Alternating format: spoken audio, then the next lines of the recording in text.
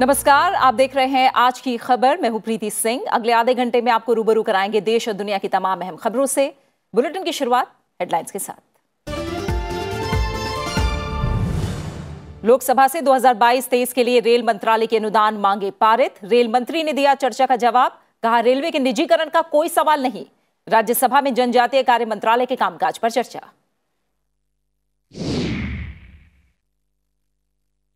भगवंत मान ने संभाला पंजाब के मुख्यमंत्री का पदभार। खडगड़कला में आयोजित समारोह में राज्यपाल बनवारी लाल पुरोहित ने दिलाई पद और गोपनीयता की शपथ। समारोह में शामिल हुए अरविंद केजरीवाल समेत कई नेता। 12 से 14 वर्ष की आयु वर्ग के बच्चों का कोविड टीकाकरण शुरू। सभी बच्चों से प्रधानमंत्री का टीका लगवाने का आग्रह। 60 साल से अधिक आयु के सभी लोगों के बूस्टर डोज को भी मंजूरी। कोरोना के कम होते मामलों के बीच केंद्र सरकार का बड़ा फैसला। 2 साल बाद फिर शुरू की ई पर्यटक वीजा की सुविधा। 156 देशों के लिए वैध ई वीजा को मंजूरी। अमेरिकी संसद को यूक्रेन के राष्ट्रपति जेलेंस्की ने किया संबोधित। दुनिया भर के देशों से मदद की गुहार। रूसी बमबारी में फॉक्स न्यूज के 2 पत्रकारों की मौत। 20,000 से ज्यादा लोगों का मारियोपोल से पलायन।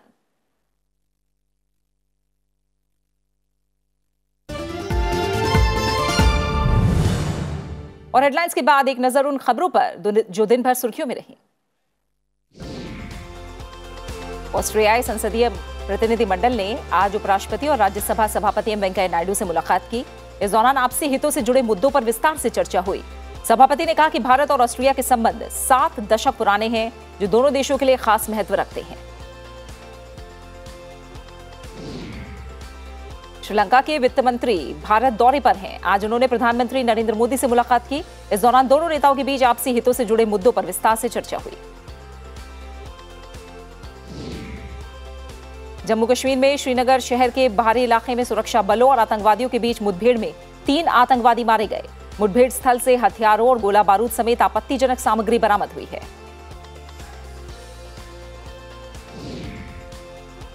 सुप्रीम कोर्ट के कक्षाओं में हिजाब पहनने की अनुमति देने से इनकार करने के कर्नाटक हाईकोर्ट के आदेश को चुनौती देने वाली याचिकाओं पर होली के अवकाश के बाद सुनवाई करने के लिए राजी हो गया है सुप्रीम कोर्ट। कर्नाटक हाईकोर्ट ने अपने फैसले में कहा था कि हिजाब इस्लाम धर्म में आवश्यक धार्मिक प्रथा का हिस्सा नहीं है। सुप्रीम कोर्ट ने लखीमपुर खीरी हिंसा मामले में मुख्य आरोपी आशीष मिश्रा को इलाहाबाद उच्च न्यायालय द्वारा जमानत दिए जाने के फैसले को चुनौती देने वाली याचिका पर उत्तर प्रदेश सरकार से अपना रुख स्पष्ट करने को कहा है। इस हिंसा में 4 किसानों सहित 8 लोग मारे गए थे। केंद्रीय मंत्री नितिन गडकरी और केंद्रीय मंत्री हरदीप सिंह पुरी ने दिल्ली में हाइड्रोजन आधारित उन्नत fuel cell electric vehicle pilot project का उद्घाटन किया। इस मौके पर नितिन गडकरी ने कहा कि ग्रीन हाइड्रोजन को बढ़ावा देने का हरदीप सिंह पुरी के पास एक बहुत अच्छा मौका है। मार्क्सवादी कम्युनिस्ट पार्टी ने केरल राज्य समिति के सदस्य और डीवाईएफआई के राष्ट्रीय अध्यक्ष ए रहीम को राज्यसभा के लिए नामित किया है। माकपा ने 3 में से 2 सीट गठबंधन साझेदार भारतीय कम्युनिस्ट पार्टी के साथ साझा करने का फैसला किया है। न्यूजीलैंड में कोरोना वायरस प्रतिबंधों में ढील दी जा रही है। 1 मई से पर्यटकों को देश आने की अनुमति होगी। ऐसे में उनका देश दुनिया का स्वागत करने के लिए तैयार है। पर्यटकों के लिए सीमाएं खोलने की पूर्व घोषित तारीख में बदलाव भी किया गया है, जिसके तहत अमेरिका, कनाडा, ब्रिटेन और यूरोप के अधिकांश देशों के पर्यटक अक्टूबर से देश में आ सकते हैं। यूक्रेन पर हमले के कारण रूस से मेजबानी छीने जाने के बाद 44वें शतरंज ओलंपियाड का आयोजन इस साल चेन्नई में होगा। 2013 में विश्व चैंपियनशिप के आयोजन के बाद यह दूसरा बड़ा वैश्विक शतरंज टूर्नामेंट है जो भारत में आयोजित होगा। भारतीय तेज गेंदबाज झूलन गोस्वामी ने खास रिकॉर्ड अपने नाम किया है। वो वनडे क्रिकेट में 250 विकेट लेने वाली पहली महिला गेंदबाज बन गई हैं। उन्होंने इंग्लैंड के खिलाफ मैच में यह उपलब्धि हासिल की है। और अब खबरें विस्तार से। और सबसे पहले बात संसद के बजट सत्र की। लोकसभा ने 2022-23 के लिए रेल मंत्रालय के अनुदान मांगे पारित कर दी हैं। रेल मंत्री अश्विनी वैष्णव ने साफ किया कि रेलवे के निजीकरण का कोई प्रश्न ही नहीं है और इस बारे में कही गई सारी बातें काल्पनिक हैं। 13 घंटे चली लंबी चर्चा के बाद रेल मंत्री अश्विनी वैष्णव ने बताया कि रेलवे का आधुनिकीकरण किया जा रहा है और इस क्षेत्र में पूंजी निवेश में वृद्धि की जा रही है। उन्होंने कहा कि सरकार की दृष्टि में रणनीतिक क्षेत्र के रूप में रेलवे की सामाजिक जवाबदेही है। रेल मंत्री ने कहा कि रेलवे का निजीकरण नहीं हो सकता है क्योंकि पटरियां रेलवे की हैं, इंजन रेलवे के हैं, स्टेशन और बिजली के तार रेलवे के हैं। इसके अलावा डिब्बे और सिग्नल प्रणाली भी रेलवे की ही है। उन्होंने यह भी साफ किया कि मालगाड़ियों का भी निजीकरण नहीं किया जा रहा है।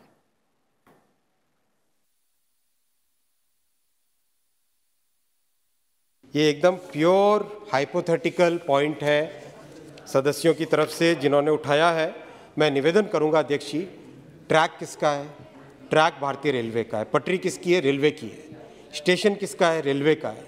ऊपर के जो बिजली के तार है वो किसके हैं? रेलवे के हैं। इंजन किसका है? रेलवे का है। ट्रेन की जो कोचेज है वो किसकी है? रेलवे की है। सिग्नलिंग सिस्टम किसका है? रेलवे का है। कहाँ प्राइवेटाइजेशन की बात है अध्यक्ष जी?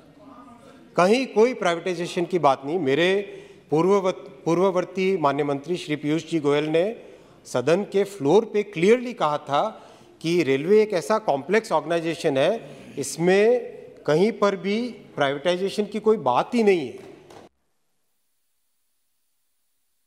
चर्चा के दौरान कांग्रेस और कुछ दूसरे विपक्षी दलों के सदस्यों ने सरकार पर रेलवे के निजीकरण की ओर कदम बढ़ाने और सिर्फ मुनाफा कमाने पर ध्यान देने का आरोप लगाते हुए कहा था कि सरकार की ओर से रेल आधुनिकीकरण की बात करना सिर्फ दुष्प्रचार है। It is an eloquent testimony that railway itself is recognized as a crucial infrastructure which integrates the nation, which increases the trade, and naturally it may be conveniently regarded as an institution of nation building. Rajya Sabha में जनजातीय मामलों के कामकाज पर हुई चर्चा का जनजातीय मामलों के मंत्री अर्जुन मुंडा ने जवाब दिया। राज्यसभा में चर्चा का जवाब देते हुए जनजातीय मामलों के मंत्री अर्जुन मुंडा की सरकार आदिवासी समाज की संस्कृति, सभ्यता और पहचान का संरक्षण करते हुए समग्र विकास के लिए प्रतिबद्ध है, ये बात उन्होंने कही।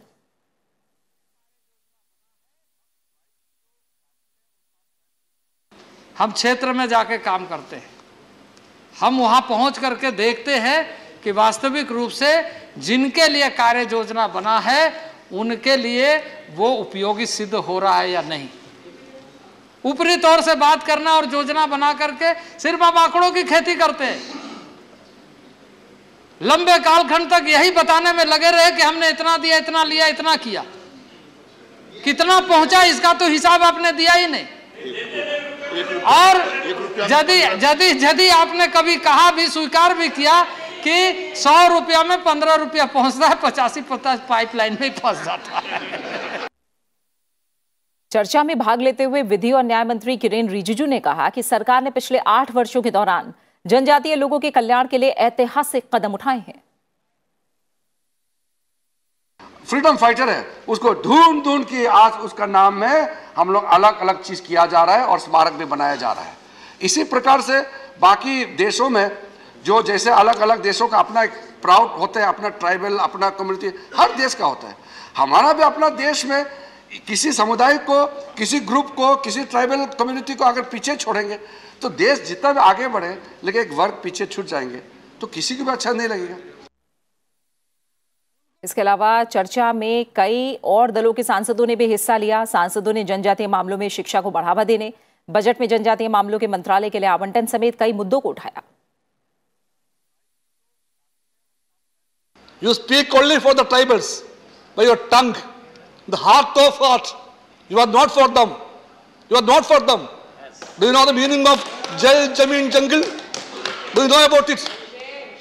You are denying them, they are Jal. You deny them, they are Jungle. You deny them, they are Jameen. The Adivasi areas, the tribal areas are not educated. And therefore, obviously, they do not understand the importance of education.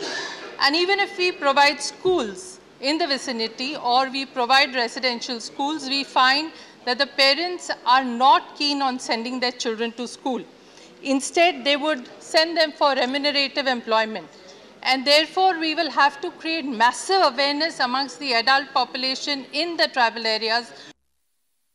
कुछ और अहम खबरें। आम आदमी party के नेता भगवंत मान ने पंजाब के मुख्यमंत्री का पदभार संभाल लिया है। भगवंत मान को प्रधानमंत्री नरेंद्र मोदी ने बधाई दी है, साथ ही आश्वस्त किया कि केंद्र सरकार राज्य के विकास के लिए उनकी सरकार के साथ मिलकर काम करेगी।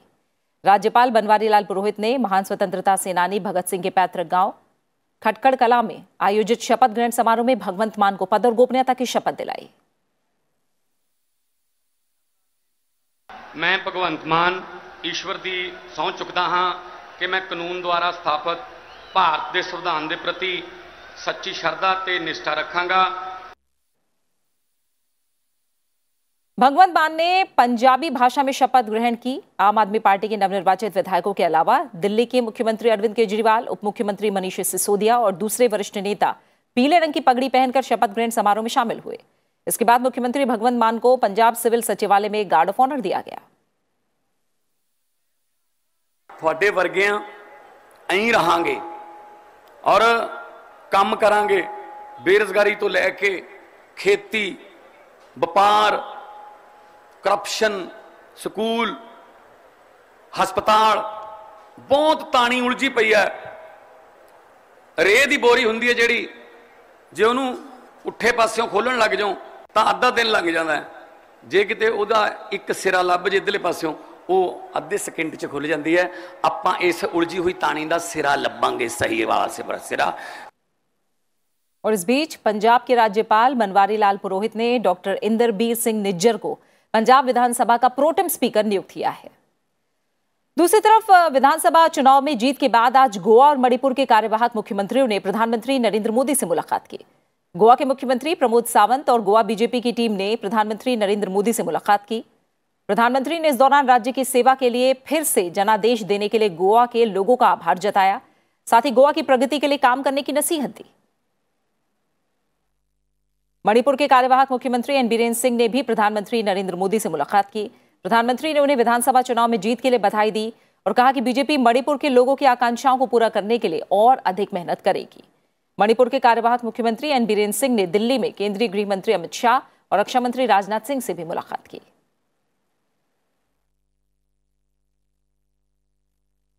बात कोविड टीकाकरण से जुड़े अभियान की। देश में 12 से 14 साल के आयु वर्ग के लिए कोविड टीकाकरण अभियान आज से शुरू हो गया। किशोरों को कोर्बेवैक्स टीके की खुराक दी जा रही है। दिशा निर्देशों में कहा गया है कि 12 से 14 साल आयु वर्ग के लाभार्थियों को बायोलॉजिकल ई के कोर्बेवैक्स टीके की 2 खुराक 28 दिनों के अंतराल में दी जाएंगी। देश में 1 मार्च 2021 तक 12 से 13 आयु वर्ग के बच्चों की संख्या 4.7 करोड़ है। 12 से 14 साल के बच्चों के लिए कोर्बेवैक्स से कोविड-19 टीकाकरण की तारीख केवल कोविन पोर्टल के माध्यम से बुक की जा सकेगी। टीका लगाने वालों को सुनिश्चित करना होगा कि ये केवल उन्हीं बच्चों को दिया जा रहा है जिन्होंने टीकाकरण की तारीख पर 12 साल की उम्र पूरी कर ली है, और अगर कोई बच्चा पंजीकृत है लेकिन 12 वर्ष की आयु तक नहीं पहुंचा है तो उसका टीकाकरण ना किया जाए। हाँ, वैक्सीन अब लग गई है तो हम लोग सेफ रहेंगे। उसके बाद आज हमारे स्कूल में वैक्सीनेशन है और मैंने भी टीका लगाया है, तो मैं सभी बच्चों से अनुरोध करना चाहूँगा कि वो भी टीका लगाए और हेल्दी रहे। आज हमारे स्कूल में वैक्सीन लगी हुई है, आज से ही चालू हुई है हमारे स्कूल में वैक्सीन लगना। हम लोग की सेफ्टी के लिए हम लोग आज वैक्सीन लगवा रहे हैं अपने स्कूल में से। बहुत खुशी की बात है कि हाँ, अब सबको वैक्सीन लगना शुरू हो गया। अब धीरे धीरे आगे भी आएगा और भी छोटे बच्चों को आएगा, तो ये तो बहुत अच्छी बात है।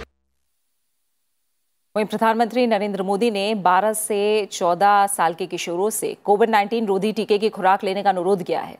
सिलसिलेवार ट्वीट करके प्रधानमंत्री ने कहा कि कोविड-19 के खिलाफ लड़ाई में भारत आज बेहतर स्थिति में है, लेकिन इसके बावजूद देशवासियों को बचाव के सभी उपायों का पालन भी करते रहना होगा।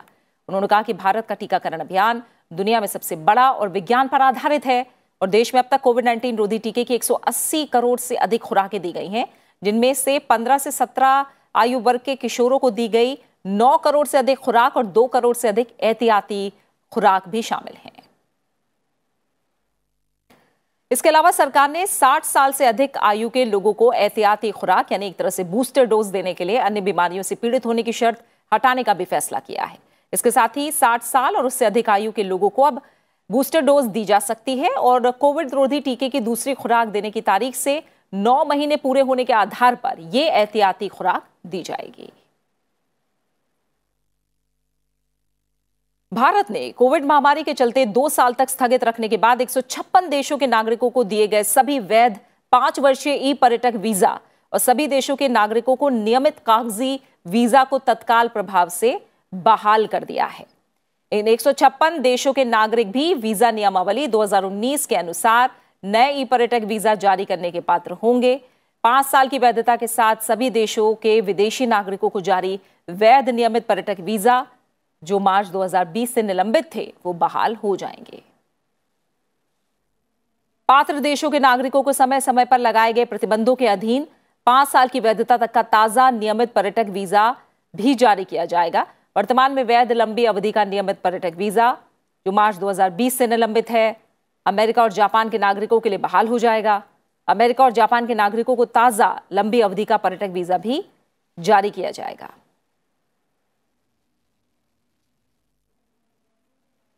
और फिलहाल यहां रुक रहे हैं एक छोटे से ब्रेक के लिए और ब्रेक के बाद होंगी राज्यवार खबरें और साथ ही बताएंगे रूस और यूक्रेन के बीच जारी संघर्ष से जुड़ी तमाम अहम खबरें। अब बने रहिए हमारे साथ।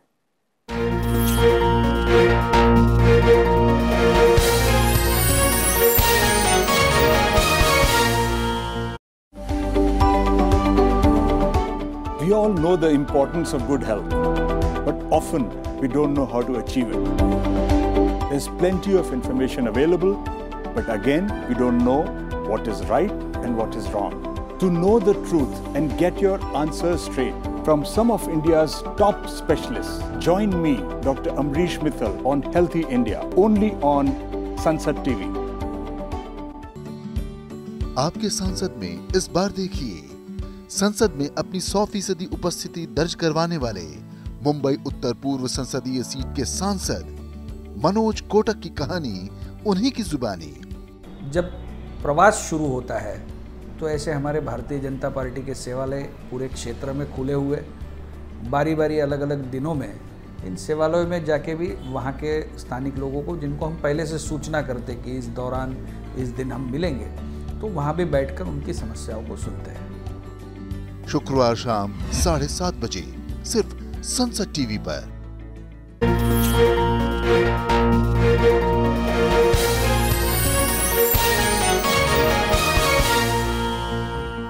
ब्रेक के बाद आपका स्वागत है और आगे बढ़ते हैं। अब देखते हैं राज्यवार अहम खबरें।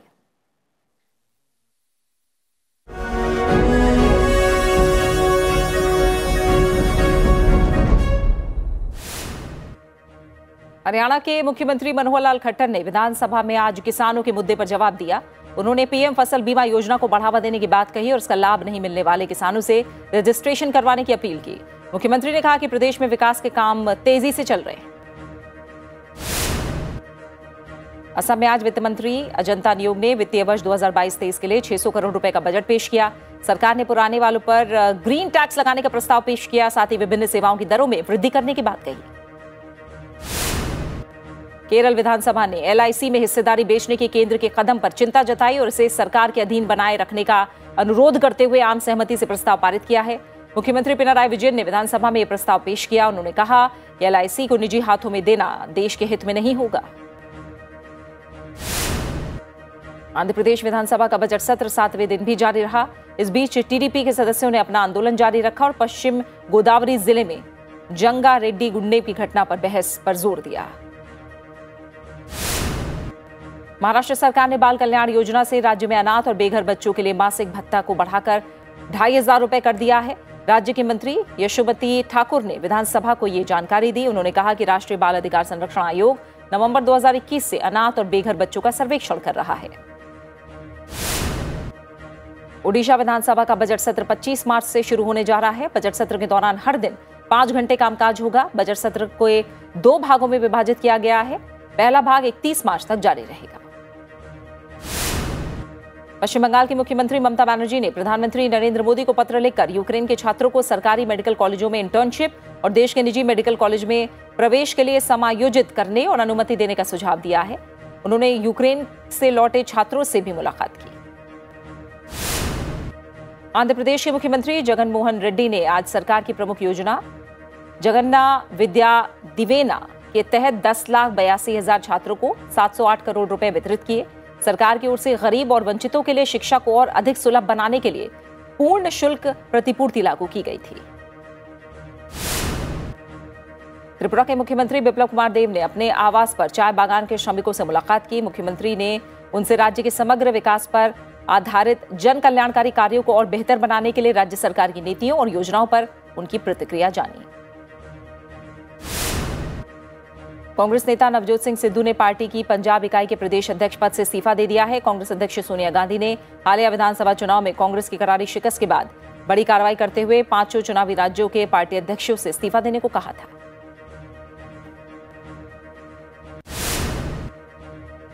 देश के कई राज्यों में तापमान में इजाफे के साथ झुलसाने वाली गर्मी शुरू हो गई है। गुजरात के 5 शहरों में तापमान 41 डिग्री के पार पहुंच गया है। मौसम विभाग ने कई राज्यों में तापमान में वृद्धि के साथ लू चलने की चेतावनी दी है। मौसम विभाग के मुताबिक इस साल भीषण गर्मी पड़ सकती है।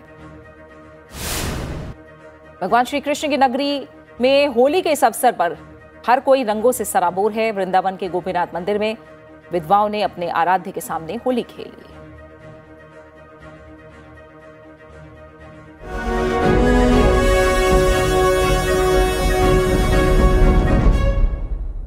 कुछ अहम अंतर्राष्ट्रीय खबरों पर नजर डालते हैं। यूक्रेन के राष्ट्रपति वोलोदिमीर जेलेंस्की ने अब से कुछ देर पहले अमेरिकी संसद को संबोधित किया है।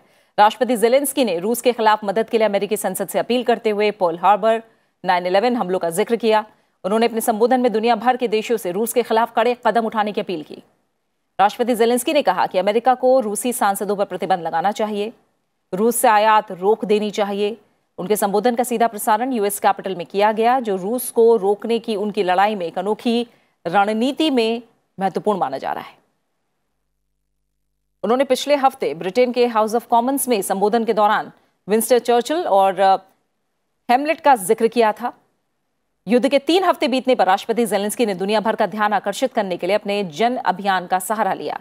उन्होंने कीव में अज्ञात स्थानों से कई बार वीडियो संदेश भी जारी किए, जो दुनिया भर में लोगों तक पहुंचे।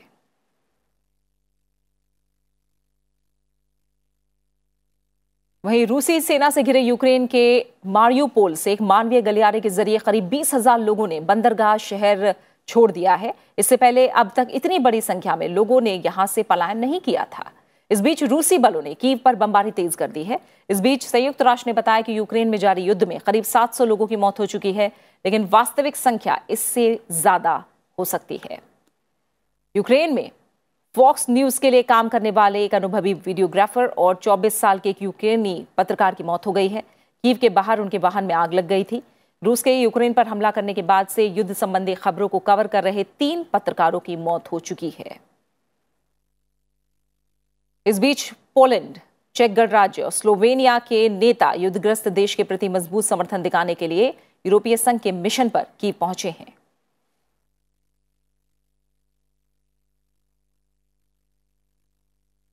और इस बीच यूक्रेन छोड़कर जाने वाले लोगों की संख्या 30 लाख के पार पहुंच गई है। लगभग 20,000 से ज्यादा लोग जापोरिजिया शहर की ओर जाने वाले मानवीय गलियारे के माध्यम से 4,000 निजी वाहनों में मारियोपोल छोड़ने में कामयाब रहे हैं। फ्रांस की पहचान और दुनिया की सबसे मशहूर इमारतों में से एक एफिल टावर 6 मीटर और लंबा हो गया है। डिजिटल रेडियो एंटीना लगाने से इसकी ऊंचाई 330 मीटर हो गई है। ये पहली बार नहीं है जब एफिल टावर की ऊंचाई बदली है। 100 साल से भी ज्यादा समय में ये टीवी टावर के रूप में प्रयोग होता रहा है और समय समय पर नए एंटीना लगाए जाने के कारण इसकी ऊंचाई बदलती रही है। और इसी के साथ फिलहाल इस बुलेटिन में इतना ही। चलते चलते आपको छोड़ जाते हैं गुरु नानक देव यूनिवर्सिटी में आयोजित वसंत महोत्सव की तस्वीरों के साथ। आप देखिए इसकी झलकियां और मुझे दीजिए इजाजत। नमस्कार।